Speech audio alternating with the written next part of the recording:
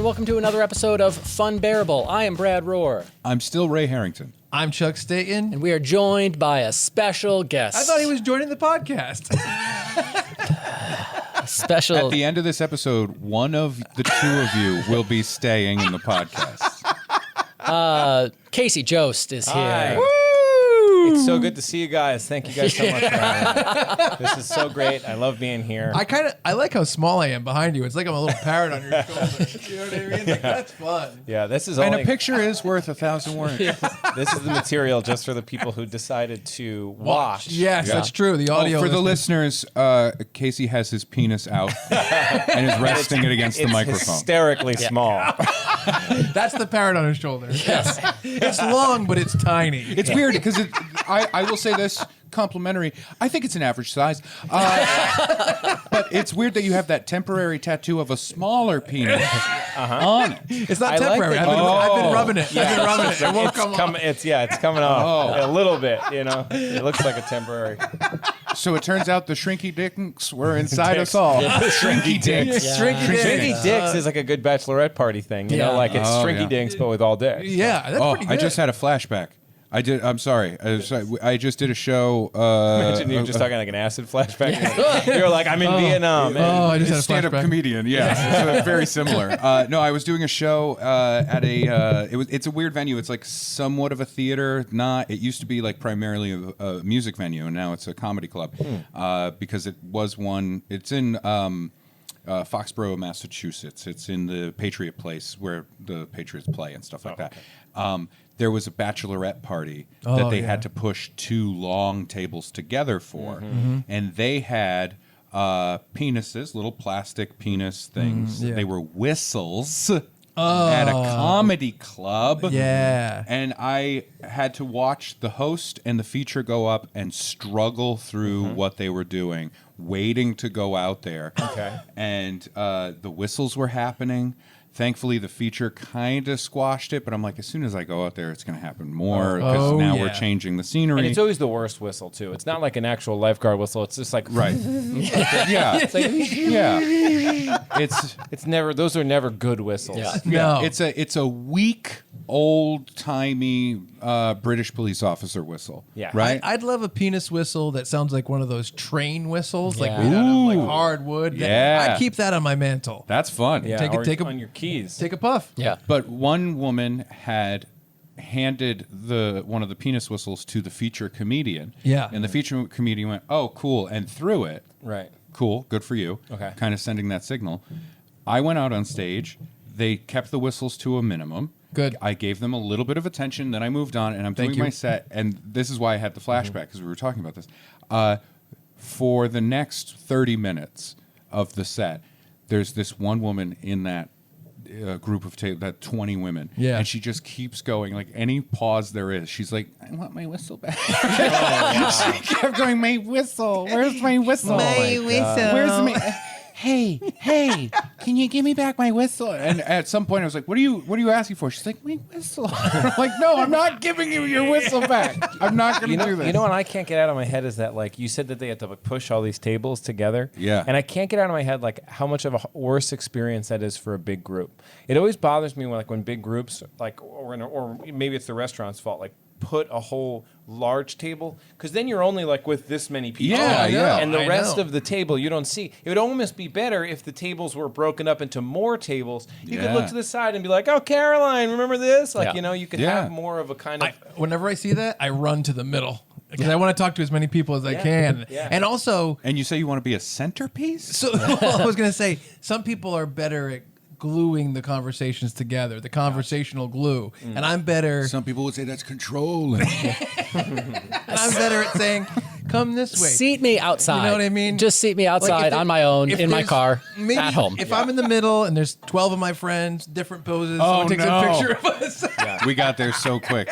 His Jesus complex kicked in. He was just helping them make conversation. It's some sort of final dinner. It is really funny. And he's also like, he's just like, also everyone be on this side. Yeah. Like, not only do I want to be in the middle, I want everyone to flank me. No one on the other side. Chuck, I want I've it got to be some- like a wedding party. I've got some bad news about one of your friends. I was gonna say one of you is gonna betray Yeah. me one of these days. Oh, come on! I was going to betray him. Yeah, it was you a can race. deny It was a race to betray him. It wasn't like one of you. It was just like, Chuck was Jesus, all of the disciples are like, he's right there. He's right there. He's over there. He's right there. We'll kiss him. We'll kiss him. Yeah. Man, that'd be great. You know what he said about you earlier? I kind of like my disciples. that's amazing. So I uncomfortable. absolutely hate it. Casey, thank you so much for being Yes. here. I love it. Thank you so much for having me. Partly man. as a guest that we are excited to have on the podcast because you are involved in multiple things that we enjoy. I enjoy you as a person as well. Oh, that's very sweet. I watch you when you're not aware. Okay. And see you I'm walking always around. aware. Yeah. oh How do you no. like I that? hope it doesn't ruin it for you. Yeah. Now it feels kind of sweet, Yeah. right? Yes. Yeah. Because he does say, "Hey Ray," yeah. here and there. He's making a smoothie in the morning. Looks out the Hey, window. Ray. Yeah. Other people are like, "Hey, Casey, there's a." I know. It's fine. It's fine. He thinks he's hiding. Yeah. It's me behind a very tiny bush. Hello. Yeah, and also so you can witness a little bit of the Jesus complex stuff and love things that. like that. Oh, It's we've been- important. Well, we've known each other for years now. Yeah. This Yeah. goes back like probably 7 years or so. Oh my gosh, yeah, for sure. Yeah, I crazy. think Casey Jost, musician, Yeah, of course. filmmaker, comedian, Yeah, everything. You don't have to shrug. I know everything. husband, and now father, which is Yeah. awesome. Yes. Imagine I'm one of those guys that's like, my greatest project. Yeah, Be- My beca- baby, that's my greatest. that's where I'm My going greatest to work. put you're a all- co-producer. yes. Yeah, of a baby, a co-producer of a baby. Completely even split on who, who produced this baby. Yes. So even. It's such an even split. Yeah. I don't know. was I have a more of story a by credit PA. with my son. You what? I have a story by credit with my son. Yes. Yeah, okay. You missed my PA joke. Oh, I'm sorry. said- he said, well, I you was missed more my of a- story by credit. Yeah. I'm definitely the Matt Stone, I guess, of the Yeah, at least is yeah. with Trey Parker, There you go. which is the one that does all the work. I think Trey Parker does it all. He does it all, right? And Yeah. then Matt Stone's like the fun guy who, like, in that documentary, goes and skateboards. Oh, yeah. And Oh, all yeah. the other guys like stressing out. He's like, I voice Kenny. Yeah, that's me. For this baby, I voice Kenny. Yeah, that's perfect. That's great. Yeah, That's man. great. I He love came on. Casey came on the Chuck and Brad podcast. Yep. So long ago, and it's funny because it was like a different time. It was. For Yeah. all of us, it was like a Yeah. different Yeah. time. And Casey's never met Ray. This is the first time they're meeting, which is really fun. And it's almost like we get to continue your story because we kind of did a big thing. Remember, you talked about working for Jimmy Fallon for a short amount of Yeah, time. that's right. Yeah. We had a great time in that weird hotel right near Big Apple Con. Yes. We were just mentioning it beforehand. I have some GoPro footage of that interview that's never been released. Wow. Whoa. Wow, it's probably in Deleted like scene. 480p. That's a threat. Yes. Yeah. I think it was on a VHS tape. Yes. Really? No. Because that even I you realize like things happened. This is like nerd talk, but things happened so quickly. We went from like 480p to 720 to 1080 to 4K so fast. Oh, I Yeah. agree. Oh yeah, completely. yeah. You know, and now I still think like if this was shot on like 1080p, like no one would care and it would be fine. Yeah. Yeah. But everything now is shot on 4 or 8K, Yes. and that's great. And all that happened really quickly. Like devices sure. were given Yeah. 4K pretty quickly. Well, you got to think like VCRs and Betamaxes are at 480p, right? And that was like 1982 or 3 when Yeah. they started coming out, and then it didn't get to like higher than 480p until Yeah. maybe 2006, 2007. Yeah, there's like in terms- music videos that are like early internet videos that are shot, and they'll never look great unless they use like AI upres yeah, stuff. yeah. But it's crazy. I'm proving you right. I'm bringing up the documentary. I'm sorry, but I made a documentary, and I know, right? Yeah, write it down. every episode. Well, no, it's about the resolution because You'll find a way to get there. Yeah. Yeah, when we shot the movie, we shot in 1080 because that's what you did, and we were like, we felt really good about that. We were like, we're in 1080. That's great. And then it took, I'd say, all in like from end of the shooting process to selling the film, everything started to be 4K. Yeah. And Yeah. we were like, we just made it, right? But Yeah. it's crazy. Like, yeah, things went so fast. I always think that Seth Meyers said that like he went to Northwestern, and he did a film program there. And he said, like, as he was like finishing a class learning about equipment, they were throwing that equipment out. Yeah. Yes. Like he would good. finish the class, and they were like, okay, great, and you'll never use that equipment ever again. And it's just like it was changing so fast then. But I did this like 24-hour film festival or 48-hour film festivals in New York once. Yeah. And me and a bunch of friends did it, and we just were like, let's have some fun. Like an improv team I was on, and it was great. We shot it all in 1080p. We went to a theater on a big screen. They projected it, and it looked fine. It looked great. Yeah. And I was like, oh, I thought like this would look kind of bad, because at that time like 4K did exist, Right. Yeah. But the cameras that we were using, which were fine, they were like Sony NEX 6s and stuff, which was 1080, and it was fine, like with nice lenses. And I was like, yeah, this is like you're in a movie theater. Right. And 1080 worked. I did the 48-hour film festival as well, and we ended up going to L.A. for the big final festival thing that they did. And I remember being like, we're in Man's Chinese Theater, and all of these films are being screened here. This is why, like, it's bigger. The screen there is larger than, it's not IMAX, but it's larger than standard theater screen. Okay. Yeah. And I thought for sure everybody's stuff was going to look Pixelated or very blurry and blown out. Yeah. And everything looked fine. Like, Yeah, it's not a interesting. big deal. You know what I mean? Yeah. Yeah, I think it's less of a big deal. I think when they went to go make the Jackass movies, and even when they went to Jackass 3D and they started using the slow motion cameras, they were like, oh, we're going to have to use these big bulky cameras, and we don't think we can film the way we normally do. And they shot a bunch of test footage with all different cameras, and they were like, oh no, we can pretty much stick with the way we film. It's fine. It's not even that I different. do think you lose some clarity of taints, gooches. Yes, you do. Yeah, True. Yeah. I want to see like the ball wrinkles and veins. Yeah. Is that Dave Yeah. England, or is it, who is Yeah. that? Yeah. I want to know. Whose wrinkles? There's a smear. You know? Combining two Pontius. things that you guys wanted to talk about. So recently I reached out to our North-South production, the production company that does Jokers. Right. Yeah. And I was like, I want to put together a reel. Can you send me some of the footage from this last season and a half? Yeah. And I'm going to make like a reel, like a directing reel, right? Yeah. And they sent me all this footage, and I was like, oh, thank you so much. It took a long time because they're just busy, and it's just Yeah. they have to get permission, and they could only send me stuff that's already aired. Yes. Right. Right, Gotcha. of course. Whatever. Like all these loops, all these like things to jump, all these like hurdles, and then finally I get the footage. It's like.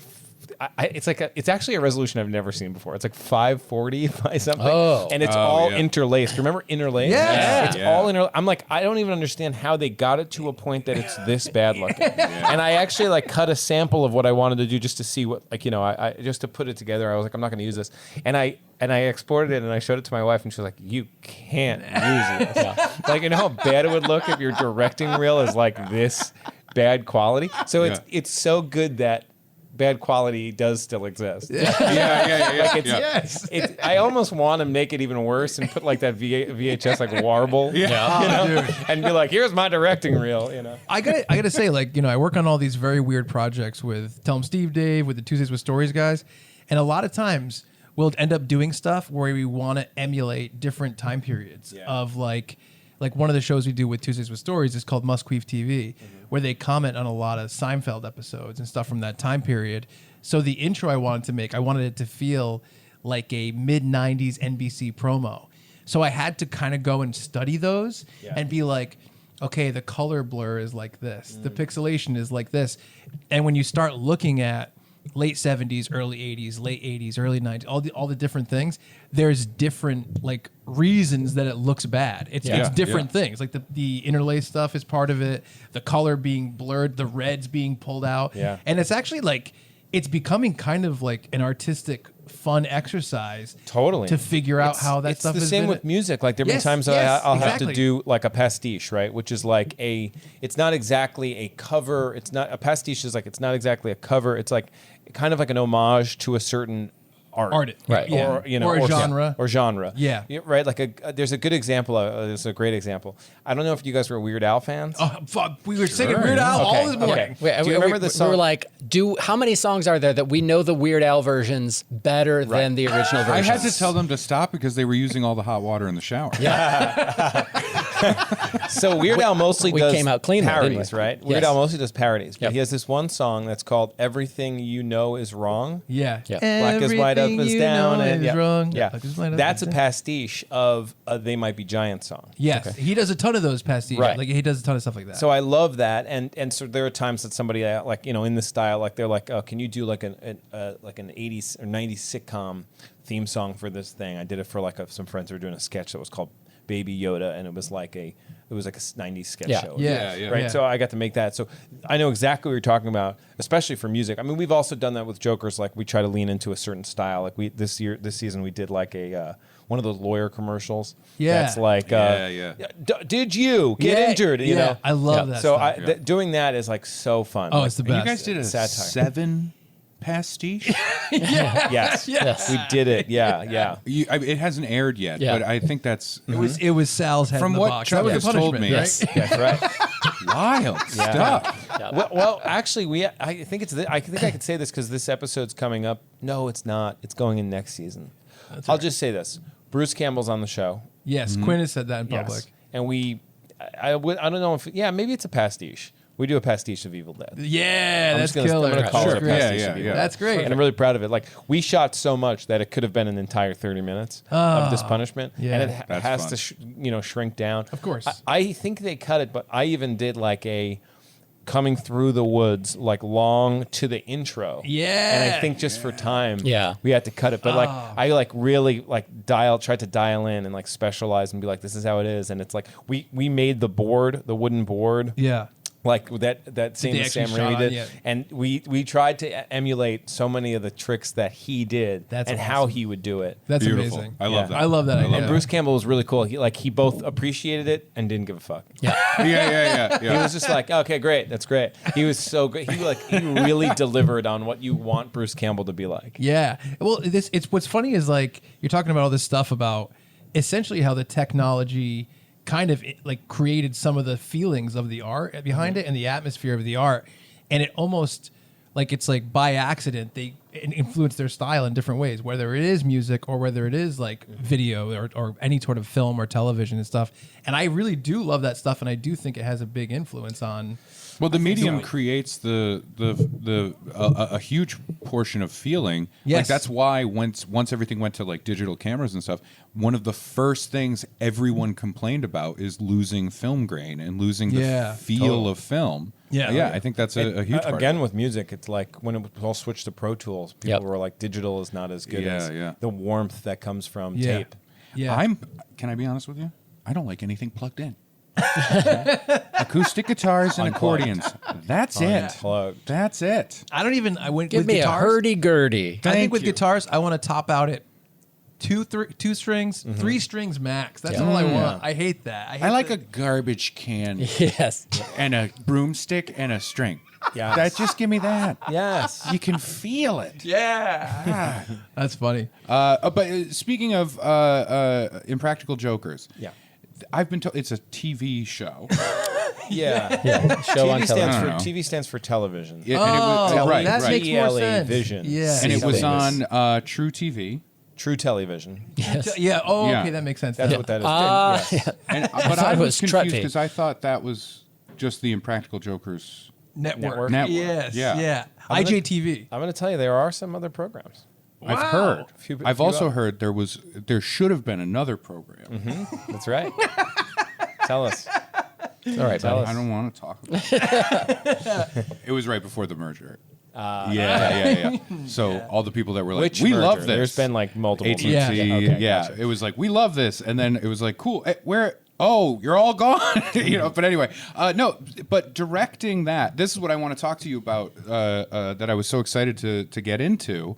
These guys argued with me. They tried to veto talking about this. Yep. They Okay, said good. he'll hate it. Yep.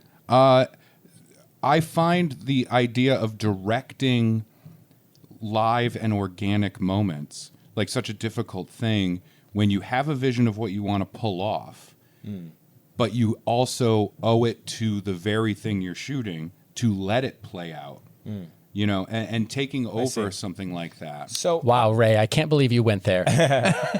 I do think everything to some extent is you have to be open to it changing, right? Yeah. Right. And Yeah. so I think everything, even if it's like a script, the more like you know, even if you have all the lines, obviously when you put it into the hands of like actors, if they're going to change it somewhat. course, yeah. Your environment's going to change. Maybe like art brought a prop that's like not what you thought it would be, so you're like, Right. let's scrap that. Your vision has to be kind of flexible. Like that's Right. the only thing you should be rigid about is your flexibility. And Oh, that's good. so That's what my doctor said. Yes. so He's like, that's- great. Can you bend over at all? I can kick stuff to a stoop. Hang on, grabbers. Yeah. That's why I have a kid. The kid picks things up. I want a recommendation to your doctor. This is fun. They're not a dog, but They have a They're a license. dentist. yes, yeah. Makes sense. Yeah. So I you know, our show is you have to be ready for that variable that is, you know, people. That, you know, unsuspecting people and Right. the like locations that we have to just like I was saying to him when we came into this studio, it's just like there's a bunch of conference rooms. Right. We scout all over Manhattan, and I've been to like 100 conference room Yeah. offices, and they need so many aspects that like, you know, for our crew, for our back. Right. If we're filming there, we have to make sure no one hears the guys laughing. So we do a laugh test everywhere we go. So Yeah. there are all these variables. Someone's in the room. Yeah, imagine like you're doing a focus group, and then the 2 doors down, you just hear 3 guys cackling. Yeah. Yeah. It's probably what the lawyers hear that. Oh my Too. God. Yeah, they do. Anyway, so like that, the name of the game is you know, being versatile and being Right. flexible. So it's and I wouldn't if I had my druthers, this is the only show I would ever work on because of I love the improv nature of it. Right. And I'm like kind of a person that's open to change as just in the way I am. So I really love the fact that it's so on the fly, and you try to set things up to succeed, and you have to think of like how this would go. And the fact that I'm the first director on the show that was a writer, that has been a writer. Right. Most of the time there were people that came in who are incredible, and they really knew the hidden camera side of it. Yeah. And they were like they were directors that were on most sets would be a DP because they're very much in tune with like where to place cameras and like all that And stuff. framing and Yeah. the technical aspect of Right. it. Yeah. Which Just coverage in a live aspect is Right. crazy. coverage is the number one thing we talk about. Right. Yeah. And I obviously have like dipped my toe into like, you know, filmmaking and cameras and stuff, but on a level that's a little bit different. But our show has such a great team of people that now just inherently know that stuff. Right. Yeah. It was time to like you know, it was just we needed somebody, and I threw my hat in the ring, and the guys were so nice to let me take a crack at it. And it's a really natural progression because we also lost Joe Gatto. So, and he in a lot of ways was sort of an on-the-fly director, like in the way that I kind of became. And in some ways, I emulate some of the stuff he did, and some of the stuff our showrunner, who we'd switched showrunners to, that guy. Pete McPartland was like, that's the guy I really, really emulate. He's the guy who's like setting things up. You don't even realize that he did. Yeah. And he's communicating. And so there's a lot of shoes to fill. And so I think the guys were like, oh, this is a natural. He's been here from the beginning. He writes a lot of the ideas, like the overall, like, you know, bits, you know, that you know, the scenarios or whatever, like the, you know, it's not just, hey, we're going to go to Costco and tell each other what to do. Right. Scenarios where like, you know, what's the focus group about? Or like, here's the thing where we did this bit this season called Cold Calls, where someone comes in, their hiders attempt to do cold calls. Yep. And the jokers are there trying to get them to say things on the phone. To, you know, to be like, tell them that you really need the money because your mother's sick, right? Yeah, yeah. And that's being fed from the other guys. Right. But little do they know the person they're on the phone with is like one of our writers, right? Yeah. So it's like we're messing with this person who thinks they're talking to a real person, but they're not. Yeah. So it's kind of friendly. So I'm using it as an example because, Right. let's say I come up with an idea like that. Yeah. As a director now, I get to see that idea through all course. the way, which Yeah. is Right, something right. we never had. We'd have producers that helped it along, but now a person who's directly from the writer's room is now directing it. So I'm taking all the writers' ideas and really trying to see them through and like talk to them and make sure. Yeah. So that's been a really fun aspect and a new thing that I think has been. Also, I've known the guys for so long Right. that and they're at a level I think that new people come in and they're intimidated by the guys. But I'm like, Q, we need responses. We need some answers on this. Right. Sal, hey buddy, can you just stop a second? Can you give us feedback on this punishment? You know, stuff like that, which is also just part of the job. But we have an incredible team that just. And the guys obviously are the real directors of the show in so many ways. It's their baby. Well, one of the things I wanted to ask was like, how did this happen in terms of you kind of deciding to even throw your hat in the ring? And how did you feel like, because it's kind of a bold move, right? Yeah, because directing that show with those guys, they have such a clear thing. I just wanted to throw this in really quickly. Yeah. But also having to direct the people that they mess with. Well, I don't because direct them. That's just they're out there. But I mean, obviously, you meet with them beforehand and stuff, and like you tell them what's going on. How to interact. Yeah, we hire these actors that will only do one job in their life. Right. They're never allowed to act You're never going to see him again. That would be so funny. I love that idea. It's like, here you go. You're an actor. This is your first and last gig. You're going to want to order a Sprite. Sign this NDA. read the last page of this contract really carefully because never again will you appear on camera. I mean, I think it helps that you have all that experience with after mass tragedies, hiring the crisis actors to appear one time on news. Oh, I want to see a conspiracy theory of like, now if you look at the flight list of all the people on the flight, look at the pictures of these people, look at the background of this episode. Episode 9 of season 3 of Impractical Jokers. I don't know if I would be like honored or like angry if Alex Jones was like the reason why Sandy Hook was faked is look at Impractical Jokers. Like, Impractical Jokers people did it. I saw one of the Sandy Hook parents ordering a sandwich from Joe Gatto. I saw him do it, and Sal gave him salami in a plastic bag. I would almost be honored that he would think that our production is that well run that we could pull that that off. secretive. Yeah, you know what I mean. That tightly knit. Yeah, That's so like the fun. Impractical Jokers did the moon landing.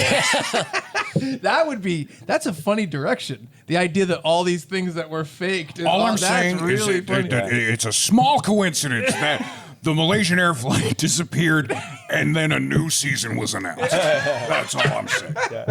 It's ridiculous. I'm so sorry to derail. Our like final season is just a reveal of all of those things. Like every punishment is like, because there is that meme all the time that like.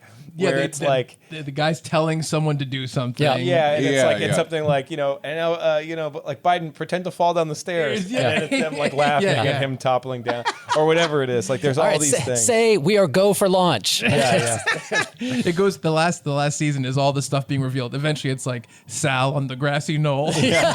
Totally. Wait a minute. Yeah. It's Q opening a vial from Wuhan and sprinkling. Terrible. He's in the mall slipping a bat into someone's soup. Who's getting soup at the mall? It goes. I want to talk to that It goes all the way back, and it's like, hey, all right, now tell her to eat the apple. Tell her to eat the apple. Wow. Wow. That's very Make fun. that meme. Put that on the Impractical Jokers Reddit. Christian Impractical Joker. Oh no! That show's not great. Yeah. Tell him he has to kill his son. And it's finally a PA is like, Sal. no. It's Sal, and he's like, and you're gonna kill your son. Noah's at the Ark. And it's like, no, tell him only 3 more people can go out. Oh my God. Okay, you. That's really fun. That is fun. That's all All right, you threw We your really hat in the ring. derailed So that. good. Yes. I don't know Sorry. where we were. That's so good. We just had so much We're talking fun. about the idea. okay. So all right. So we had a couple different directors from the course from the beginning until recently. Yeah. I would so it say was like maybe a 10th set or 3. No. Most of the time, people just in between seasons, people just left to take other gigs. But the last maybe 4 or 5 seasons, we had a director named Andrew Hood, who's fantastic. Andrew Hood, yes. And he got another gig in the time that we were down and couldn't come back. Like he couldn't, he had to continue with that. He wished he could. And for a lot of people that don't know, what happens with a lot of TV shows is you get an order to run a season, and then even successful shows, don't really know if they're coming back. Yeah. So all the people that work on the show, a lot of times they get other offers and they don't have like a spot that's secured with the show they're already working on. This happened with Brian Aschel, who directed Comic Book Men, which is why he directed the entire first season and then he was gone for the whole second season because he didn't think it was going to continue. And then he eventually was brought back and he directed the rest of the series. Yeah. But that happens every year for every show basically, and you really don't even know if you're going to come back. And it's So- frustrating because there's so many. Like I love the show. The cliffhangers at the end of the season. Yeah. Do we need those? Who shot You know what I Murr? mean? Yeah. Right. Yeah. Everyone. Yeah, you're dying for it. So we've had all these directors, and Andrew Hood was like so great. Yeah. Couldn't come back, and then they were like, okay, let's talk about who we'd want to get, and they were like bringing up other names, maybe some people from the past and stuff, and people have been busy, and so I was like, I think that I can do this. And I didn't say it yet to anyone. And I just we were on a big Zoom. They were talking about us, me and the guys, and some of the writers, and they were casually talking about it. They didn't think they didn't think to be like, hey, do any of you guys want to do it? Yeah. But then I paused the Zoom for a second. I went in the other room. We just had the kid, just had the kid. Like, let me add more to This was my at the plate. hospital. Yes. I mean, At the I hospital. did take a meeting at the hospital, but we hadn't talked about it yet. This is like our first week home with the baby. Yeah. And I go into the other room, and the baby's probably sleeping or something.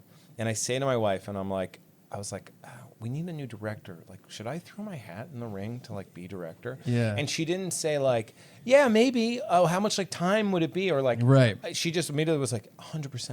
And I was like, dude, can I do it? And she was like, yes, you would kill it. And I was like, wow. So just hearing that from her is the reason why I became director. Just the fact that she was not what about the baby? Or how much time is it going to take? That's long hours. Are you sure you could do it? You've never done something at that level. She didn't say any of that. Yeah. She was Right. 100%. You'd kill it. Yeah. Yeah. And I was like, wow. And I went into the other room. I actually called Q first, and I was like, hey, just give you a heads up. I'm going to throw my name in the ring for this. And he also was like, yeah. He was like, let's see. Yeah. What's the worst that happens? They say no. Yeah. Yeah, right. And I was like, wow, yeah, it's so true. You're building up the confidence each Yeah. way. I always talk to my wife first and then Brian Quinn. Anything I have to do. And then, I floated to the guys. I called them up. I called I had a little meeting for them and then the showrunner at the time and that guy, Pete McCarlin, and whoever else, the head of the network or the head of our production company. And I was like, I think I could do it. Here are the reasons why. I also, a big part of this was we had the DP at the time, Jeff Sellis. Mm-hmm. Yep. You I know him Jeff. too. Yeah. I said, Jeff and I have worked together for years. He's incredibly talented. I think we could co-direct. And we have 9 episodes left for season 9. Let us co-direct together. And if it doesn't work out, we bring someone else in, but I'm pretty sure that we'll be able to do it. So we split a lot of those duties that, Right. So that any worries that they were about the hidden camera aspect of it or any kind of, they were like, well, this guy's the DP.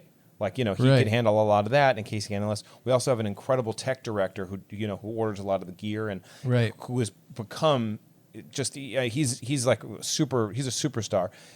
His name is Mike Damiani, and he's really talented. He's on, he'll do some great things too. So he was there as well. He's in the mix, so they know that. And they were like, yeah, let's do it. So it kind of worked out that I was taking in that season, the season 9, I was taking a lot of creative and being sort of like we have a showrunner, Simi Kostanowitz, who was on the network Right. side at one Yep. point. So he's really the guy who's helping gel every department. But a lot of times there's if there's a creative decision of should we do this location? The trust goes to me to be like, yeah, I think this location's great. I think Right. it fits what we need. But we're between these two. The reason why I like this is this and this. And Yeah. then, Right. And then, but I check with the teams, and I'm like, does that work for tech? Does that work with art? Does that work with props? Does that work with the producers? Right. Does that work with the guys? And probably over the years, I would imagine a lot of your general duties, because you've been with the show for so long, a lot of the director duties, you've probably already covered that stuff on a bunch of different Some of reasons, it, right? definitely some of it, but I was Yeah. green to so much of it. Sure. Just being fully transparent, Sure, and honest. sure. There was definitely stuff. There was a learning curve. Yeah. And we had people there's a guy named Dan Cast who's incredible and just so good at his job that really kind of took me under his wing. And if I was fucking up, he would tell me I was fucking up. And if I was doing something right, he was do more of that. Yeah. And he described me as at the end of the season, he was like, you went from here to here. Yeah. Because you were not afraid to like make mistakes and learn from them. Yeah. Yeah. You didn't get like bogged down. You didn't try to like have an ego or fight that it was the right decision. If you made a mistake, you just owned it. And Sure. that's just a good thing. Right. And so that meant a lot. And then we had everyone on the team. Like we have an incredible team. Like there are people who are like in the art department who will be like, you can't fucking do this. And I'm like, yeah, you're right.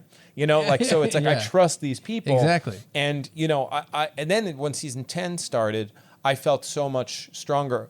They moved Jeff back to DP, and I was like kind of the sole director because I felt, you know, the guys felt like there were certain decisions that were like one person should make this, and if all the different departments are going to two different people, it gets a little complicated. Yeah, sure. Yeah. But like Jeff is, I mean, he took on a whole other role of what he does in DP, and it allowed him to.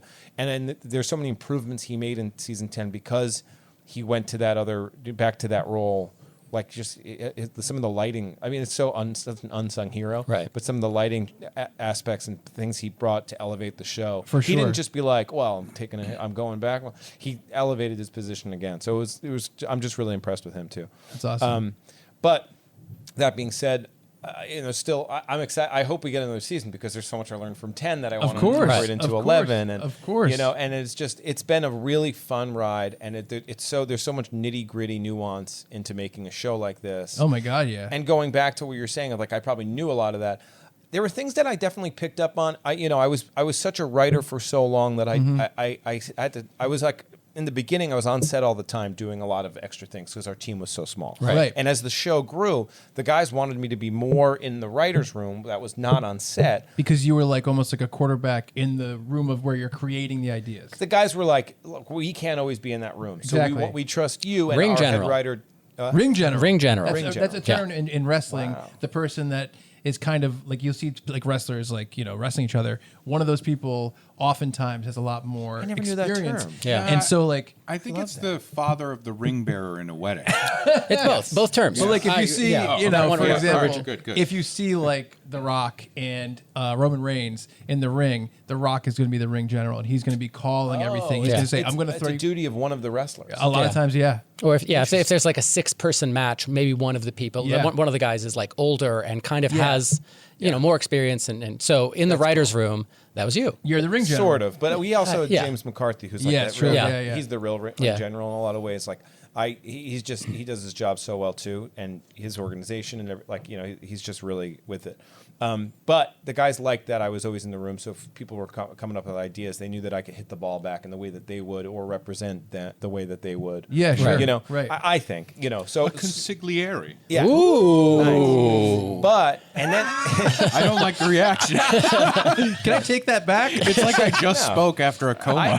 I love the idea of the consigliere. I've always wanted to do a show that's like an NBC show that's called the consigliere. Yeah. the lawyer of the mafia. Yeah. Yeah, And that's I fun. think that's a really like you know, he never really he's always in the movies, but he never really gets like that. I want it to be Yeah. the main character. Here's my question: what's the vibe? Are we Yeah, going is like this a sitcom? Is comedic, this- or are No. we going No, drama? it's not as like as it's shittier than The Sopranos. Okay. It's more like The Blacklist. Okay. Okay, That okay. tone? Yeah. But I think in a way that like I will appeal to a lot of America, and Sure. it, you know. I mean, I saw today Blue Bloods has been renewed for a 14th season. Wow. And you know, one of the people. Which I is the thought- show that Ice-T is on? Is that NYPD Blue? I think so. No, I think that's No, I think that's Law and Order? SVU. Law and Order. SVU. Law and Order. SVU. Yeah, Yeah. SVU. That's right. I was Blue thinking Bloods today is that Tom he- Selleck. Yeah. Ice-T had a career of hating and killing cops. Yeah. Right. And not killing them, but like Yeah. threatening. He had a song Yeah. called Cop Killer. Yeah. Yeah. And now he glorifies cops for the last like Yeah. 15 Right. years. Top It's again. really It's nuts. crazy. It's Yep. crazy. Nuts. Okay. Anyway, so I'm directing Ice-T, and I'm like, Yeah. remember Cop Killer? Yeah. Wait, so I think I lost my place, but I Well, think how I was. about this? Oh, I We're was talking about the ring right- general. Yeah. Right, but when I Consigliere. was doing the insider stuff, Yeah, right. where they would put me on set again, doing a behind the scenes. I was learning so many of the For departments. sure. Right. Absolutely. And like all over again. Because Yes. I had known it, and then it had expanded, and then I would really see, and I'd had to ask questions because it was part of the show. Yeah. But I was legit like interested in asking Andrew Hood and whoever else like real questions, and they would fill me in. And so that was sort of this, incidental training ground. Yes. Accidental. Yeah. I don't like, it was this nice thing that by the time I was like, oh, I know all these departments, I know all these people so Right. intimately because I had to like bother them constantly. Yeah, that's great. That's really great, though. No, that's awesome. It's such a fun way to learn as well. Yeah. And it's cool to be like, especially when you have the role of kind of a person that is going to be in between everybody. You do get 1% of this, 1% of this, 1% of this, and then you get 3% of this, 3%, and you keep building a little bit of knowledge in every one of those different areas. And that's an awesome way to learn. Is like, basically the active set. You know what I mean? And being part of every part of it. It was this season is the last 2 seasons like it just in this role has been so fun. I sit next to the guys and I'm just like kind of talking with them. They have questions. I'm talking to the team. I got walkie-talkie in one ear. I got the headpiece in the other ear. Yeah. Like listening. I have my own mic to talk to the guy on the floor. I'm talking to them. I'm pitching ideas. Like it's a really you keep looking up beautiful, like that when you said. because Do they make you sit on the floor? I know, but they stand in front of the monitor. Oh, right, Anytime right, you yes, watch the yes, show, yeah, right, yeah. especially in end of season 9 and 10. Yeah. So if you see like the camera shooting the three of them, Yeah. I'm in a chair off to the side, just like right here, and here's Gotcha, like either yeah. Sam or here, here. I'm always right there, being like, okay, great. And I'm talking to someone or like texting, or I'm watching the monitor like this while they were like looking here like this. Well, if you look in the bottom right-hand corner, there's always a gray curl. It's very exciting. Very exciting. Oh, I thought that was the new Chew TV little watermark. Yes. The integration or like the kind of Yeah, it slowly comes in. That way nobody That's their notices. mascot, is your gray curl. that's it. Yeah. But once Conan left, they were like, we need a curl. hair curl. A new curl. Now, I am concerned because you have been quoted in the past as saying that if there's a season 11, now I can enter my David Lynch phase. Okay. Yeah, I would love that. What do you mean by that? All right, so what I mean by that is that I will shave the sides of my hair, but leave the top long. okay, yeah. It's really nothing about the show. It's just the way but I'll it says dress. here- It's stylistic. Body horror. I want to get into it. What is We've actually been into it for so long. Murr is kind of our body horror. That's true. We've been all over body horror. We've been doing body horror for a minute now. Well, so you're talking about the idea of putting together a director's reel. So are you looking to direct more projects now? Yeah. Well, the thing that I consider myself for this show is sort of a writer-director, right? Because Yes, I'm right. still very much coming up with and writing ideas, and so I love that because, like I said, not only just for my own ideas, but like on behalf of the whole writers' room, is like making sure we see it through, so that every writer is making because there was always times that I think the writers' room would be like, oh, they should have done it this way, or like, oh, if something got lost in translation, maybe because a lot of times it's like, here's the idea, and then the jokers approve it. It goes to the producers. The producers might have some, or including me, like now, might have some issues that they run through, and they're like, well, what if we do this instead, and this and this, and instead of it being the producers doing that and going back to the writers, which they wouldn't, they would just go along with it, right? Right. Yeah. Whereas now, since I'm there, I'm like, okay, let me just check in with them and make sure it's their vision still. Yeah, and if you're going to see what change the this compromise aspect, is. Yeah. then we might have to change another aspect of it. That's going to make it just as good. And so, Hang on, I can see that. instead of them making the compromises, we're kind of all talking and making the compromises together. Right. And it's so that's I think that's been helpful to keep the original vision all the way through. That's really cool. That's a really cool way to look at it. So I would like to continue doing projects like that. I'd be happy to on another show write. I'm happy to direct. I'm kind of like it all. Yeah. I still want to do stuff where I host things, or act in stuff. Right. So I'm open to whatever. I think it's probably smart to make a director's reel coming off this as a director. For sure. Why not? Because the reel is indicative of not just my directing, but my writing anyway. Yeah, exactly. And we had this season. We had so many great guests like Paul Rudd and like Anthony Davis and like from Kesha, people from all different walks of life. Right. Yeah. So that's a really fun reel to have because it is jazzy. Of course. Yeah. It's just all these like celebs in it, which it's like people do like that stuff, and I do think that I'm good at I feel like I'm talking about myself too much or bragging, but No. Well, you're a guest on a podcast. Yeah. Like, Yeah. that's the job. I'm chill around celebrities. Like, you know what I mean? Like, I think Yeah. I have a good way of handling them in that I'm like, I just talk to them like normal people. Yeah. All you do is like a couple pinches, like a little spank Yes. when you first meet them. Yeah. That's kind of the rule. show them who's boss. Yeah. Show them who's daddy. Spank and show some who's Yeah. What I do is I do a hard pat on the arm and go, I'm like you. That's what you're like me. You're not so special. special. You've got a femur. We're all people. We're all people. Yeah. It's people. Soylent Green. Okay, Ray, please. Settle down. Well, I wanted to meet Vern Troyer. Yes. Well, the other thing too is that when you become part of a new project, a lot of times you'll probably think like, man, I'd like to get involved in this way. And they're like, we're actually looking for this thing, which is a little bit of a pivot. And then you have all these different hats that you've worn where you can kind of be like, well, I can pivot. I can pivot towards this, where either I want to be a producer on this or a director or a writer or just contribute to the project in some way. Yeah. So there's also that. Yeah, the show started out as Practical Jokers. Yeah, that's right. You brought in the imp. Time. Guys, you misunderstood. We've been mispronouncing. This is a huge scoop. I'm Practical Jokers. It's called I'm Practical Joker. We've been saying it wrong all these years. How embarrassing. Egg on my face. I'll tell you that. Wow. You brought in the I'm. Now here's a list of some of the pranks that didn't make it. Holocaust Museum bouncer.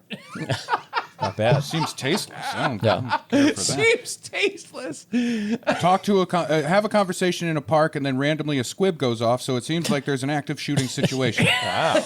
These bad. seem These. rough. Harsh. And Is I this don't your want to packet think of any to- more. Yeah. It's your submission. I just slide a packet. I like the idea of that. Maybe our show becomes so meta that like we're pitching ideas for our show to our fans, but they don't know it's the show. That would be hilarious if you set up all the hidden cameras in the room where you guys review all the packets and we just submit a super dark pack. I had an idea. I had an idea once that was like we do that bit where it's called Nah Dog. That ain't me. Where they go as themselves and they say they hand in a survey. Yes. And they get paid $20. Right. Yeah. And then they go around secretly, and the person who's giving out yeah. the $20, they go around and change into costume. Yes. They're up to their own devices to put on a costume, and then try to go through. Yeah. And if you go through the most, you win, or if you get caught the earliest, you lose. Yeah. I said we should up the stakes, and we should do it where you never start as yourself, but let's say there's a Joker's meet and greet, and you have to dress in costume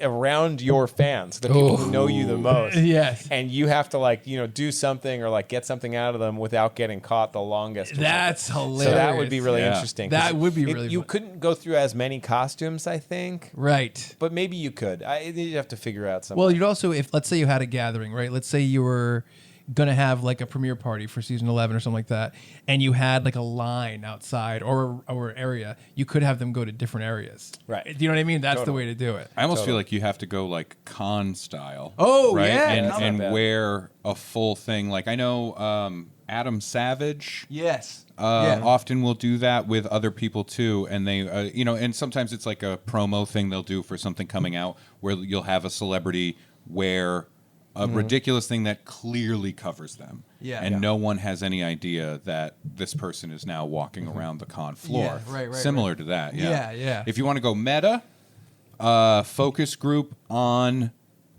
spin-offs of Impractical Jokers. That would Right? be Hey, hilarious. it's been so successful. We're going to be coming up with new stuff, Right. and now it's a chance for the Jokers to pitch their very clearly selfish solo idea. Oh, Right? that's hilarious. but the twist is the that's- ideas have been written by Ray. Oh, all right. and how about How come the first one? so many of these are about Holocaust museums? Impractical Joke her. It's just this one woman named Deborah, and we keep nailing her. She has a restraining order. She's like, I'll have one scoop of vanilla, and they're like, oh. Every time you see them turn around, they're Every smiling. time she goes anywhere, she's Fuck like, you, Debbie. That's Eminem. Leave us alone. Oh my god! I walked right into that. Eminem's on the show. He's the guest that episode. He's just fucking with. Is it his mom or is that Yeah, it's his mom. It's his mom. Yeah. It's so funny. Eminem's the guest, and he's just like, "Yeah, I want to fuck with my mom." I just follow her around. And then it's the Joker's going, Hello, no, Marshall." we're supposed to do a thing He's like, at a Subway, and you make the sandwich wrong. That's the whole thing. And he's like, all right, I'm going to go fuck with my mom. And he just leaves. "No cameras." He's just stabbing her tires. Got her! From the distance. Fuck you, Debbie. Yeah, that's great. But let's go back to this because we're in an insane territory Yes. right now. Pretty good one. And I'm worried that at some point I'll have to, draft some kind of lawsuit because I'll Sure. see something on the show and I'll go, That's about a block away from the Holocaust Museum, right? And it's too close. But if you don't mind moving a little away from the Jokers, Hit me. and move to another Equally ragtag team of 4. an equal billing franchise. Yes. It's the 4 of us. That's what. How do you think this is going? Same mindset. They're teenagers. New York City.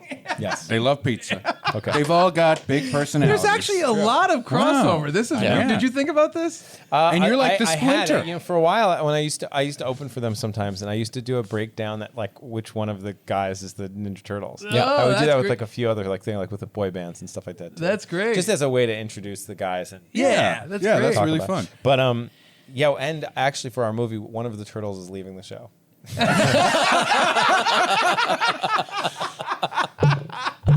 So really great.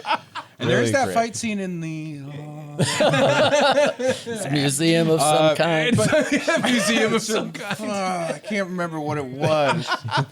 But it was a bummer. That's what Michelangelo said anyway. Bummer. It This felt, is not Cowabunga. it felt really disrespectful to be there. There was nothing radical about it. Jesus. All right. But I think, viewers, listeners in the know are now realizing that we're talking about the Teenage Mutant Ninja Turtles. Yes. But if you haven't cottoned to that yet, that's where we are. So you are writing or have written the script for a new... Script is done. The script's done. Wow. Script is done. I mean, It's I in mean, the paper Right. can. I mean, they could be like, here's a bunch of notes, Yeah. or here's some rewrites, or Right. it's not in production, it's not being filmed or anything. Yeah, Right. So yeah. it's like the stages. There's still more stages and stuff. Yeah. We don't know exactly what direction they'll take our script in. You know what I Right. mean? Like Yeah, we have had some great but you back were and forth tapped with them. to write this Yes. this script. Well, really, so Colin, Colin has worked with Paramount a Colin bunch. Jost. Firth? Oh, No, I get that a lot. Colin Firth Colin has Firth also. and I do so much. Yeah. yeah. So Colin was tapped to do it, and he was like, "Oh, my brother and I grew up with the Turtles. I would love to pair up with him to do it." And they were like, Yeah. "Oh, absolutely. We love the idea that these brothers are writing for these brothers." course. Yeah. Yeah. And, No, and that makes so much we sense. wanted to lean into a lot of that too, in their brotherhood and their dynamic like that. So, and we also wanted it to be fun, but we also love the dark side of some of it, but. That's Star Wars. There's a lot of sometimes they go a little. I feel like sometimes the Turtles, things are either one way or the other, right? And we try to split like weave that thread through that touches upon it all. Yeah, Right. yeah. And I'm excited for it. I hope it all happens. You never Yeah. know with these projects. You don't. I mean, anything can die on the vine. So Right. Right. I hope it goes through just because I love it. There's aspects of it that I Yeah. just think are so fun and funny and. We a little bit of fan service, but not like over the top, and I think it's fun. That's awesome, really man. exciting. We tried to pull from like some of our favorite movies too, so like there might be elements that like remind you of like a Ghostbusters or kind of like fun actiony movies that are action comedies and stuff like that. Dirty Dancing. Dirty Dancing, a lot of Dirty Dancing, A lot of nobody puts Raphael in the corner. In fact, Right. it's just Dirty Dancing. I just changed. There's that whole scene where Splinter gets called late at night to go do an abortion. It's a very strange. I mean, I like it, Yeah. but it's a weird Well, second. when I act. had you read the script, I Yes. didn't It makes think you would sense. talk about it so much. I'm sorry. I know I said I wouldn't talk too much about the details inside of it, but that stood out to me. But yeah, Baxter Stockman is so strong in this one. it's sexy.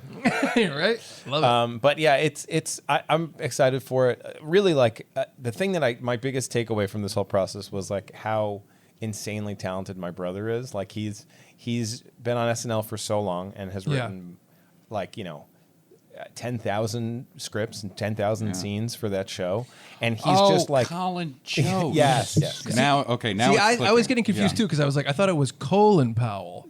Yes. Oh, it okay. is. All right. It is all right. Colin Powell Jost. Colin Jost. No, his middle name is Powell Jost. And I heard it was Jost. He's Jost. I'm Jost. Yeah. This is okay. No, it makes sense. All right. He has the umlaut. Full disclosure, I did dots. work with Colin just for a amazing. little bit with some stand-up stuff, and Oh, we cool. were chit-chatting. And you mentioned taking a call at the hospital with your wife. Or jumping on a meeting. Sorry, a meeting. Yes. Yeah. And it reminded me, because I was talking about this earlier. I was at the baby doctor with my wife, and I had to step out of the room because Colin had called me, and I was like, I gotta go. It's Colin Jost, and Yeah. it was a nice moment. had But no yeah, idea. so it's That's a so fun awesome. little bit of history there.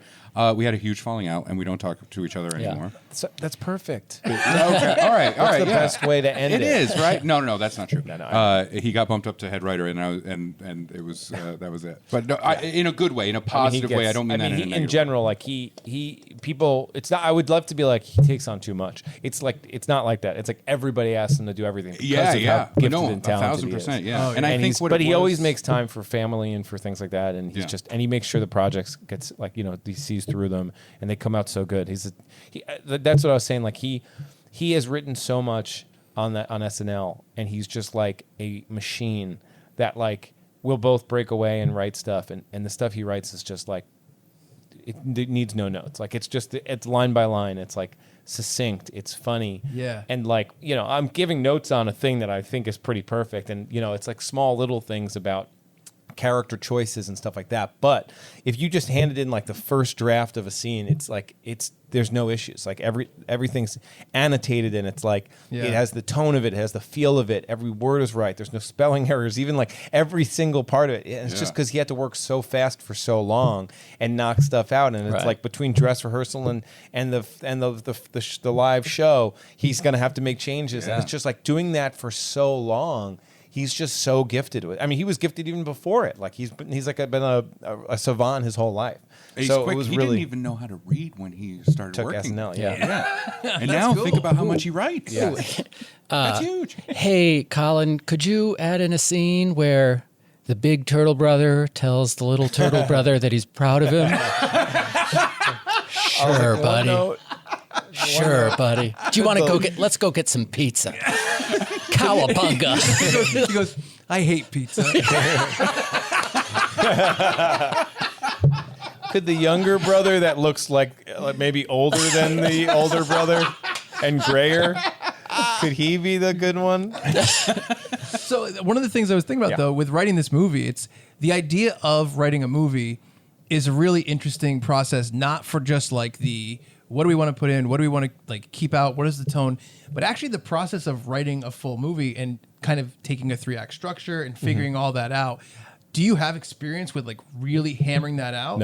No. I mean, honestly, going back to the Matt Stone, Trey Parker of it all, like I'm downplaying my abilities a lot, but I also think like he is just like like I said, he's such a machine that he's just so talented with that stuff. But if I was going to give myself any kind of credit, it's just that I love story and I love overall, and right. I really like want to talk about the whole thing and where it can go, and it's like, well, if there's this snafu, I'm like I'm like a problem solver, and I'm like I will always have like 100 other ideas to that one idea. That's perfect. Yeah. Right. Well, this is one of the things I think is kind of important in any creative relationship, whether it's 10 people working together on a show or 2 people working together on a script or whatever it is. It is great to have someone who's like, yeah, like here's the stuff that makes sense to create this, and here's the stuff that doesn't make sense that I think we need to incorporate. Yeah. And we need to find a bridge between those two worlds. Yeah. And I think that makes stuff that's truly great. And roles can change too. Like on one project, you might be the Matt Stone and someone else is the Trey Parker. And the next one, you're the Trey Parker and the other Matt Stone. Yes. Like it really can change. Yes. And it just like there are times that I feel like I've been in the position where I'm taking the lead on it and I'm having someone who just generates some ideas. Or and that's all I want. Like I don't even need them to be the one. Like if I feel confident handling that. Yeah. So it changes, but he's Colin Jost. He's incredible. That's He's the awesome. best. Is there any do you find any issue with, not issue, but like is it any different dealing with a pre-existing property, a pre-existing story, with the Turtles, having obviously they've had many different stories happen, but it's a pre-existing IP, and tackling that versus doing stuff with your own stuff. You know what I mean? Does that make sense? Yeah, it's funny because it's easier in some ways and harder too. Because it's easier because they all have their framework. And we all know what each turtle is like and what their villains are like. It's in the song. Yeah. So you want to touch upon those, but also make it your own and explore if that's true. What else is true? Right. If it's true that Donatello is good with technology and science, what else is true? Yeah. And that's what I think is like so fun about the multiple movies and and just keeping a franchise going. Yeah. And that's an improv technique, which is like when you're I coach a team now. Yeah. And on Monday night, I was like, okay, beat 1 of the Herald. This is true. Beat 2 of the Herald. If this is true, then what else is true? Right. So all these like improv techniques go throughout everything I do, and I think like you just have no choice. It's the way to live life. Is Donatello going to become like an Elon Musk? No, he'll be more of an improv teacher. It's all improv. Okay. They're an improv troupe in the movie. No, that's what it is. They're not turtles anymore. Find UCB. Don't think twice. The movie is just UCB. There's actually never a movie. It's just 4 guys in costumes going, can we get a suggestion? Yes. I heard museum. I heard sewer layer. Yeah. All right, I need a food. Give me 4 weapons. No. Yeah, nunchucks, yes. No, it's funny because one of the things that we do on the podcast now that has kind of evolved over the years, that's a big part of Funbearable, is we do a thing called Pitch Doctors, where when we see a new property coming out with something like we saw Space Jam 2 coming out, which Space Jam 2 kind of ended up being... Be honest, we were waiting out, we camped outside to get in. Well, it ended up being this big mashup of all the IPs that Warner Brothers owns. That was their kind of idea for it, for better or for worse. And we said... I don't know that there was a for better. And we said... They didn't go to space, right? Isn't that the big thing? And they didn't jam. But we said, well, what if we were in charge of that? So we will do a Pitch Doctors episode when that comes out of our own version of that. Where like we just have to take different IPs and put them together, and you have to come up with it. And we do that all the time. And I love existing in the world of like pre-existing stories and pre-existing IPs, and what would you do with it if you're in charge of making a new thing? Because I do, everyone sees a lot of stuff that comes out that's either reboots, sequels, whatever. And we were talking about how like 14% of it is incredible and a lot of it is not incredible. Like the Rescue Rangers reboot that the Lonely Island put together for Disney was like amazing. It was great. I didn't see it. It was incredible. It seemed pretty cool. It was great. Just to have those 2 voices are really fun. Oh, dude, and they it was seriously like Who Framed Roger Rabbit kind of level of. Wow. It was excellent, and we said like, I love the idea of figuring that out like it's a math problem almost, right? And saying, well, how do you kick out some of those walls and knock down some of the walls that they create and still stay true to it and kind of bring your own spin to it? The thing is, I think it's the simplest version of it, right? Is like, what's a good movie? Let's make a good movie first and foremost. Fried green tomatoes. yeah. Let's just make fried green. What if the Turtles were doing it? Yeah. How about we just Turtle Centipede. we just do all movies we know and go, but what if it was the Turtles. A turtle centipede. Hold on, I want to explore this because it completely works, right? Because is there a hole in the back for the tail? Oh yeah. Right, yeah. there is. Yeah. So it would just be the head through that. Yeah. It's the easiest thing. Colin, throw out the script. Colin, it's the scene from Back to the Future. You know that? Listen to this. All you hear is Turtle Centipede. Can we just call it the shell game? Because that's very close. Perfect. It's very close. But I want to dive into more like emotional dramas and throw the turtles in there. Okay. Let's Romancing do it. the Stone. Kramer versus Kramer, except it's turtle Yes. versus turtle versus turtle versus turtle. Thank you. versus Steel rat. Magnolias. Yep. We talked Splinter's about Choice. those recently. Yeah. Ooh, Splinter's Choice. Splinter's Choice. I It's love them between the all. 4. Yeah, I love them all so much. That actually feels like a movie, like a comic, Yeah. by like Eastman and Laird. Yeah. I feel like that would be like one of those. Oh yeah. Yeah. I love that. That's great. You know, a lot of people have hit me up about Last Ronin. Yeah. So Yeah. good. Yeah, I know. And I've read it, and it's great. And Yeah. people are like, "Please do it," and I'm like, "Well, no, I'm not going to do it." Yeah. Also, the second That- half of it would be like impossible. Yeah, Not yeah. impossible, Well, but bananas. like we're talking like MCU level Right. Oh, stuff yeah. going on there. Yeah. I'm gonna throw this last one out. Okay. We're just Hit me, please. spitballing. No bad ideas, right? Raft to the Future. No, there are bad ideas. Oh, Yes. Oh, no. Wait. Unfortunately. Did you hear Wait, Turtle that was the first Centipede? time I've ever heard anyone say that. oh There are bad no. Oh, Okay. no. And we're not, No. and for the record, we're not spitballing.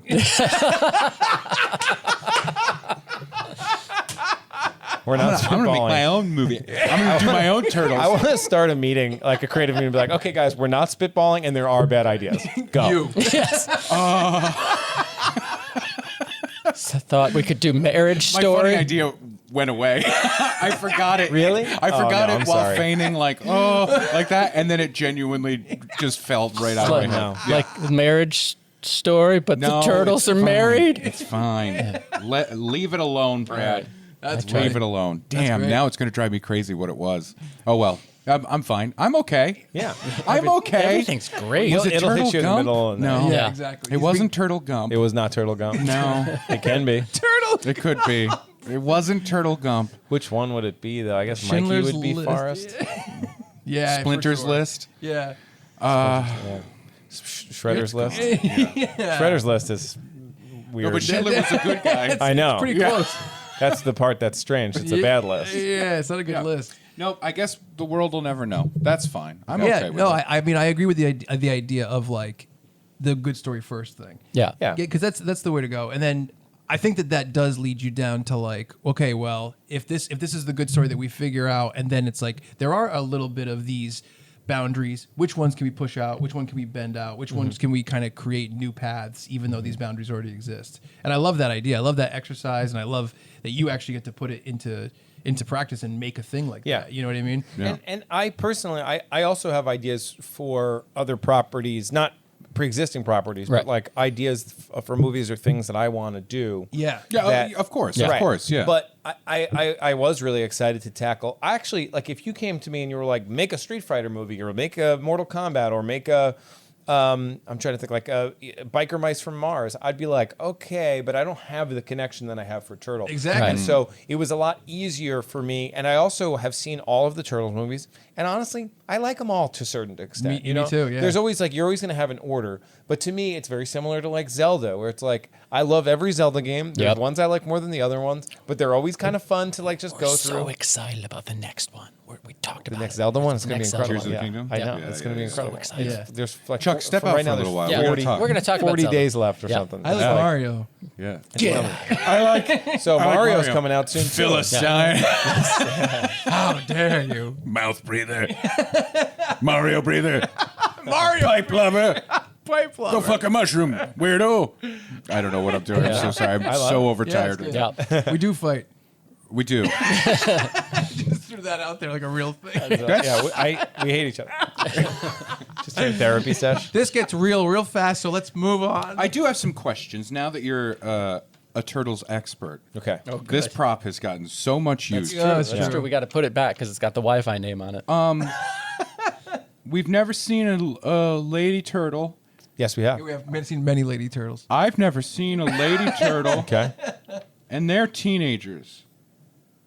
What's going on?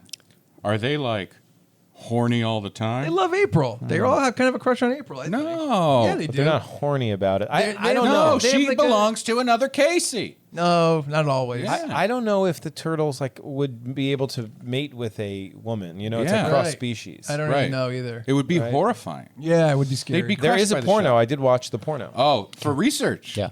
It's part of it. Yeah. It's really fun and campy. I have Yeah, a question I bet. about that because Yeah. there is a He means it ET happened. It was filmed at a extraterrestrial. camp. Yes. Is what he was talking about. At my camp. My camp. When I was at camp, we It was filmed just it. the pajamas. It's actual turtles. Oh no! I just want to know if this is sticking to the established lore of the holiday special. Oh, have you seen the Christmas special? See, this is something that a lot of people don't know about. This is true. Hold on. I've seen. Is it you don't mean a live show, right? Because I've watched all the live shows too. Have you seen that, like the Turtles live? Yes. Oh yeah, The Turtles Rock. coming out of their shells. I the robot have mouths. that cassette tape coming out of their shells. So what are you? Maybe There is was it a cartoon? a 30-minute. No, it was live action. It's insane. Holiday special, and it's mostly Is them it from the Fox like live action singing. with the girl when there was a girl This turtle? is previous to the Oh, I next do remember the mutation. girl turtle now. Yeah. Yes, yeah. yes. She also had blue, Yeah. which was confusing. It was Yeah, like a light blue. There is other colors. Yeah, of course. They I do. mean, yeah. They do. Pink's right there. If we're talking like 80s and 90s, now there's a girl one Yeah. children's shows, Yeah. right? They do 12 Days of Christmas, but it's their own thing, and they instead of 5 golden rings, it's 5 April O'Neil autographs, which is not even It doesn't close even fit the meter to the meter. whatsoever. No, It is. It's one of my favorite Christmas things. Yeah. It's like the craziest wow. Christmas special ever. Yeah. yeah. gotta check that out. Deck I the think it halls was- with pepperoni. I think it was produced Is by it like the costumes from the third movie? it's It maybe Because if there was if this you big drop, if you like look into it, Yes. the first one had like great lighting Yep. and good costumes, Yeah. and then they kind of got a little worse. And the third one, they're a little. this feels Weird. like the costumes from the third one were run over by a truck Okay. and left out in the rain Yeah. for years. yeah. This is uncomfortable. We have the designer of the third film. He's in the waiting room right now. He was gonna be the next episode. Yeah. Oh, No, it's crazy. And he's listening. Yes. Also- Oh yeah, podcast. definitely. Yeah. I'll send Really, it to just you. to that little Zoom recorder Yes. reaches. Yeah. Wow. Yeah. Oh, That's this hard. all goes out to a monitor. Yeah. Out there. Oh Yeah. my God, this Yeah. is Impractical Jokers. They're back there. This is really And I'm embarrassing. sitting next to Yeah, them. yeah. There's another version. Oh, you thought this shitty podcast was real? Wow. This is what it feels like. We got him. Come on in. I see the error of my ways. That's what it was about. Season 11 is going to be acts of kindness to strangers. I am the mark. Now, I'm Practical You know the Jokers. terms. yeah. I'm Pratt. That's what. Yeah. Yes. Now pay for her groceries. It's all nice things. No, I'll send you the Christmas special. It's like Yeah, I can't it's called wait. We Wish You Were Turtles Christmas. I love all the if we get to make this movie and have a say on casting and Right. all these Yeah. aspects. There's so many little like Easter eggs and stuff you want to put in a movie Oh my like god. this. Yep. Yeah. I mean, like Kevin Nash has to be in the movie. Oh, Like, yeah. Hell yeah. Well, he was like super He shredder. was Super Yeah. Shredder and And Continued that Views. I didn't know that until like when it maybe 10 years ago or Yeah. 5 Yeah. years ago or something like that. Yeah. And it's just like of course he was. Yeah, it's the coolest. It's love so it. I don't want to spoil anything. This is a genuine question. I'm not, but I'll to keep Yeah, accurate. keep up with the prop. property. Yep. If you can't say, that's fine. Mm-hmm. But do we finally get a live action legit from the toy and cartoon Turtles van? That's important to my childhood. The Turtles van. I'll say this: there's a lot of influence from the toys because Colin and I really love the toys. Yeah, we yeah. really. Oh, that's why you love took that research trip to Chuck's house. Yeah. And you're like, oh, yeah, blimp. I mean, I have a friend that has like inbox like all of the turtle stuff and like yeah. and a bunch of like 90s stuff. Yep. Yeah. But we love those toys. So there's definitely a lot of elements. They also said to us like if you want to come up with things to make toys like from the movie, Of have course. fun. Yeah. So Yeah, that was yeah. just a whole day Oh, of of coming up course. with things that could become toys. Right. Which And then is they just came kinda back with fun. another meeting and they were like, no, children's, not adult toys. Well, because there's some stuff we've always wanted to Yes. try. Anyway, Scrap the whole line of Turtle Power. This is done. Don't look at pages 3 through 7. We worked them into the script. You guys know sure that we can Casey keep- Jones is a human, right? Oh, his golf bag is filled with so many different things now. but yeah, there's the toys. There are a lot of things that I'm excited for that are from like the references to it. Also, you mentioned like live action, like the last ones had like a lot of CGI, which it's unavoidable to a certain extent. Yep. But I was saying that like the metric or like there needs to be something that feels Yeah. like somewhere closer to the original, like the 90s. Yeah. And also like a Guardians. Like Guardians does Yeah, aliens yeah. so well. And Yeah, like, for and sure. So I Bravo. think that if we have our druthers and if it gets made, all these ifs. Yep. Yeah. I would love for it to invoke the look of the 90s. Yeah. It's hard to do, I think. Oh yeah, I think it is. I think that one of the best movies that found the bridge between practical effects and CGI that no one really cites is Where the Wild Things Are that Yeah. Spike Jonze did. Oh, yeah. Because all the costumes were practical. Right. And then they kind of manipulated the faces. That's yeah. And it's like they almost were like, 15% CGI, 85% real. Yeah. And it was such a effective ratio. A lot of it was almost disturbing. You know what I mean? But it definitely was like it enhanced the emotion and enhanced the feeling, especially when they would get mad. It was Yeah. almost like this is a lot. But I think that Yeah, that I was such a can't good watch it bridge. because you told me how emotionally affecting the movie was. Oh, what- You're like, oh, it'll leave you devastated. You got to watch it. I'm like, no, well, no, James no. Gandolfini plays like the main one, Right. And at some point, he's freaking out and crying, and it's so upsetting to see this huge puppet emotional. And That's it's what my wife says when I have an anxiety attack. It was right there. It's so weird to see this This big huge puppet. What are you talking about? Tears are. I want to. shooting out I actually want to rewatch that. Yeah. so good. Yeah. It's The incredibly soundtrack well is done. cool. Yes, yeah. And so I good. would be remiss because you're here. I know it's Okay. hit the the draft is done stage, right? do it. The script is out. What do you got? I'm just saying, if you need a Krang Okay. big and brain. a Krang body, Krang suit. we're here. Wow. We're here. You I'll would put be a on good the Krang. sunglasses. Thank right? you. You would I'll be a also. great I'm here Krang. for a bebop or a rock steady, Okay. or a rock bop or a B steady. Oh wow. Wow, that would be an interesting. I'm overtired and kids. I'm here for it. They're kids. Chuck says he wants to be Shredder, but he won't wear the mask because he wants his face out there. He said he wants to be called Spreader. Turtles. Turtles, it's me, Chuck. No, you hate them. Shredder hates them. But they're so cool. You guys. I'll tell you one thing that did not make the movie unless I try to force it back in. Funbearable exclusive. But I don't think it will. There's a part where something's happening. Yep. And before they're the three of the turtles are like, "Where's Mikey?" And they have to rush into battle or something. Like That's my question. Yeah, I got it. I'm not saying any Yeah. particulars Yeah. intentionally. Yeah. And then they look, and Mikey's talking to this big truck, and and he's just like, "Look, man, I don't know if you're Optimus Prime, but if you are, you don't have to say anything right now, but we could really use your help." That's really good. I love That's that. great. And then I kind of wanted this moment later on.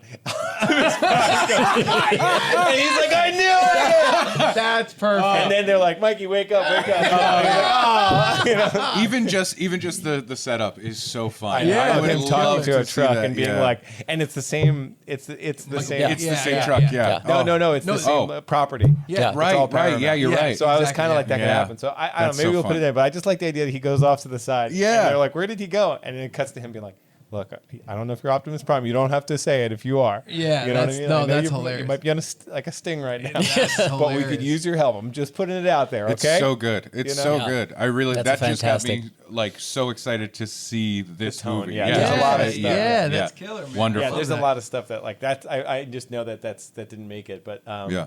there was a lot of pitches that were funny. Yeah. really fun stuff. That's very fun. That's the kind of stuff that I love from I'll this come stuff, back too. on the podcast after this movie comes out. Yeah. And I'll say everything that didn't make the movie. Yeah. Yeah. I like that. The cutting room floor. Yeah. Yep. That's fun. But who knows if Ooh. it gets made. Oh shit. I quit this podcast. I'm starting a new podcast called The Cutting Room Floor. Wow. It's just getting people coming in being like, I no, but quit. here's the good idea before the notes. Yes. Right? This is what we were going to do. Before the notes is a better one. Yeah. Oh. Uh-oh. You guys are going to have this dueling podcast. I'm podcasts. quitting the other podcast. I'm starting another podcast called Before the Notes. Guys, I miss you. And that, oh, wait, no, that's about musicians before they, oh, no. Before they sing? I'm quit. Before the notes. I'm never doing a no. It's It all went away. Yep. Turtle fellas, could that be a thing? Where they become made turtles. Right? Joe Pesci can be in it. You don't even have to put him in makeup. He's basically a Ninja Turtle. Basically a turtle. Yeah. It's true. Yeah. Not the ninja part. We've thought a lot about the voices and stuff too. Oh, yeah. I mean, we're so far from even casting, but I Yeah. have opinions on it. Oh, Yeah, of course. Obviously. That's killer, man. I love it. It's Yeah. it's Well, it's fun. just Bill Hader doing different impressions for each of the four you turtles. could. And like this now- is the Christopher Walken turtle. You must be devastated because you did have a Splinter voice in mind. while you were writing. And may he rest in And peace. Unfortunately, he passed away. Yeah. Gilbert Gottfried. Yeah. Of course. And that's, I mean, Wow, he'd be good. devastated. When you think about ancient wisdom being passed down, that's the voice that Right? comes to your mind. Yeah. So I would do with my band. We would do like kind of like sketches / episodes of the band behind the scenes, but it was all comedy, and we would kind of do like cutaways to movies and different things like that. And one of the cutaways we did was, this is worse than the time they had Gilbert Gottfried voice Michelangelo. Yeah. And we have this whole scene, I think from Turtles 1, where Leonardo and Raphael are fighting, and they have this big fight, and at the end of it, Michelangelo just looks over to Donatello and says pork rinds with a bag of pork rinds, and we just had someone do a Gilbert Gottfried impression of him saying pork rinds at the end of that scene. so bad. And it came out so good. Yeah. And we had a follow-up callback that we didn't put in it. Yep. Where this is worse than the time that they had Gilbert Gottfried voice all the Ninja Turtles, Yeah. and we wanted to have another scene where Oh, all that's of them good. were Gilbert Gottfried. But it was just I love it. Cutting room floor. Cutting room floor. I'll see if I can fit you in. We only do like projects that were big projects. I mean, we had like 1,000 views on Funny or Die. So, did? Yeah, a Okay, lot, you're on. You can be in a Patreon episode. Thank lot of funnies. Yeah. Casey, this has been so much fun. Yeah, thanks so dude, much for this having is me. killer. Oh my Yeah. god, yeah, I forgot that we were doing a podcast. I'm just having. I know. Also, you That's know, always the goal. the Like, why am I fucking? Oh, Yeah. the summer That's is why I coming don't up. Chase and Rose's record. The second one. That's mandatory summertime listening. Summertime Part 2. Yeah. Oh yeah. yeah. Ray doesn't know what we're talking about. He's So not yeah, part of a this. friend Patrick Noth and I made 2 albums by the alter ego Chase and Rose, which was like, do you remember the group LFO? They did. Yeah. Summertime- they had, I Like Summertime Girls? That, Yeah, Where- Abercrombie and Fitch. Yeah. Like, so we were like, what if those guys? Like, what if we just made more songs like that? Oh, Yeah. And okay. so Yeah. that was the impetus, or like that was the initial influence Yeah. on the soul influence, really. Yeah. And then, but we just made songs that were like a song about pizza, a song about karate, like just like Yeah. really like one idea and just blow it out. Super into- Well, funny. now I know Song what the about- soundtrack to the Turtles movie is going Yeah, to be. song about Pizza ice and cream. karate. Yeah. That's true. That's true. Wow, it was meant to be. I think I probably mentioned Ninja Turtles in both of those songs. Yeah. Right. Yeah.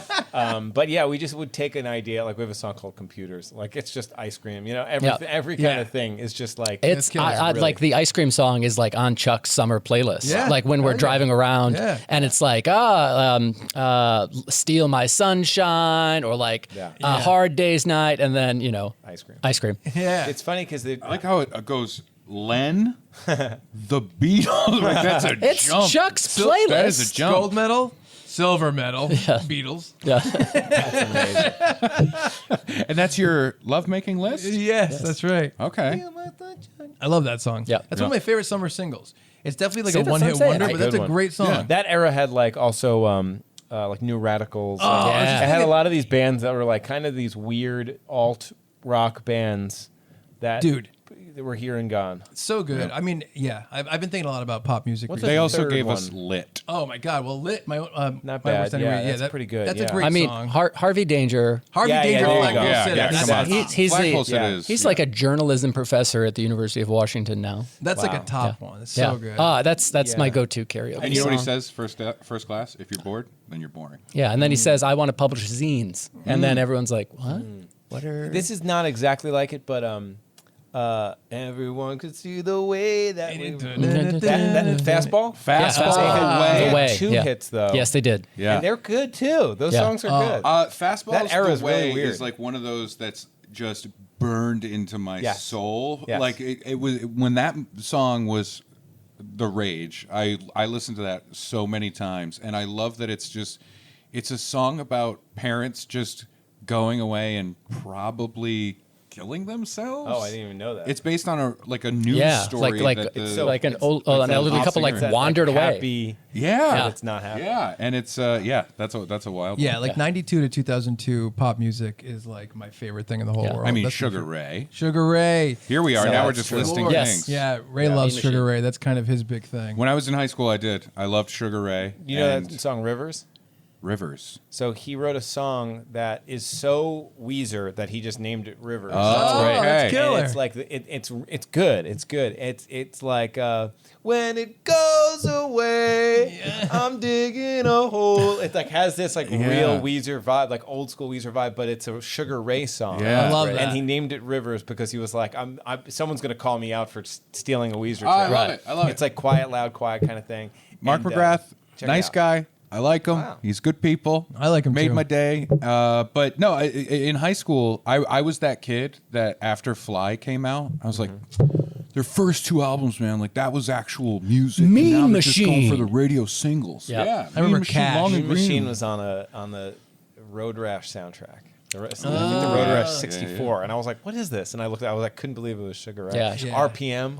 Yes. Yeah, Yeah. I knew early Sugar Ray. Wow. Ford I, is that album. Sugar Ray is literally the first band I ever saw in concert because I went to like an all-day festival and we Oh, got there yeah. as Sugar Ray was playing. So fun. Damn. We're going to shut the cameras off and just keep talking about this. Around the world, statues come for me. Yeah, I love Well, it. thank you so much, Casey, Yeah, for man. hanging Thank out you with for coming us. on again. So fun. Always delighted to see you Yeah. reaching new and exciting levels of success. And I'm going to tell you, personally, truth. professionally, and otherwise. We were trying to find like who should we ask to be on the podcast while we're in New York. We only have like a couple people we're going to be able to have Right. on, and I was like, our show is like silly and fun and jumpy. I'm like, number 1 silly guy, Casey Wow. Jost. I did say that. It's in our text. Number 1 silly guy. Yeah, Appreciate that. right? said- Yeah, that's I knew you'd like it. Casey, it is very nice. The sentiment is there. I did say it. He said he wanted the Phantom of the Opera. Yes. He's even Yeah. sillier. Famous for being in New York. Yeah. Yeah. The Phantom. He said, "What about the Phantom?" And I said, "What Phantom?" We gotta find the Phantom. Yeah, no yeah. one's talking about the Phantom. Right. And then they said, "Not with these lighting fixtures." Right. Well, I really appreciate it, guys. This is so Yeah. fun. Thanks Dude, for having me. yeah, so much I've been sincerely. like locked up in my house with a baby, and this is like I haven't left the house in a while. I'm outside for baby duties and things. Right. Yeah, So man. excited for what's in the pipeline. Yeah. With the show and of course with TMNT. Very excited. I can't wait. That's Dude, it's killer. That's It's so killer. fun. Sweet. Yeah. Yep. I'll be back. Oh, and I hope you're just like happy and healthy in your personal life. Oh, I'm not. It's really bad. yeah. It's really bad. I don't have time to talk about it. Yes. Brad, take us home. All right. For special guest Casey Jost, for Chuck Staten, for Ray Harrington, I am Brad Rohr saying thank you so much, and we're sorry for being Funbearable.